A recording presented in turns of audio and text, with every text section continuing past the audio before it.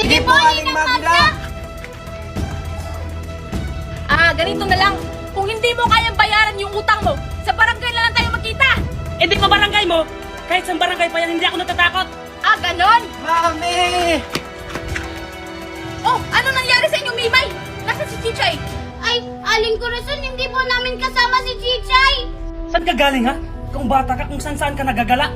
Mami! Sinagtan ako dun ng extra! Buti na lang dumating si Darna!